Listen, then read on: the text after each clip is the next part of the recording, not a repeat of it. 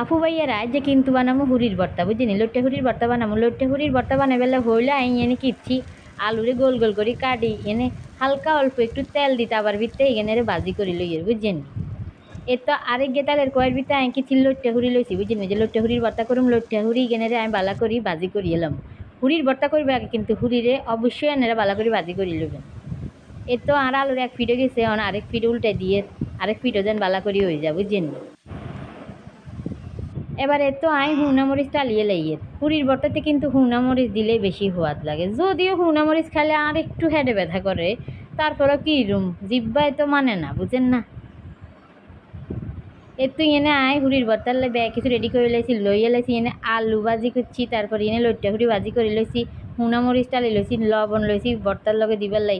আর কিন্তু এনে দৈন্য হাতা দিয়েছিলাম বিলাতি দৈন্য হাতা, যেটা আমি এনে দিয়াইতাম ভুলি গেছি। আর এনে কাঁচা পেঁয়াজ এটা হালকা করে ভাজি করে লইছি, যদি কাঁচা পেঁয়াজ দিয়ে ঠাড়া মারা গরমের ভিতরে ভর্তা বানাই তাহলে কিন্তু ভর্তা নষ্ট হয়ে যাবে, এটা হলে অবশ্যই পেঁয়াজের হালকা করে ভাজি করে নেবেন বুঝছেন নি। আচ্ছা এবার আপনারা কোন চাই ইয়েনের ভিতরে আর হুড়ির স্পেশাল হুড়ির ভর্তা কোনটা চাই কইতেন হারেন নি আপনারা।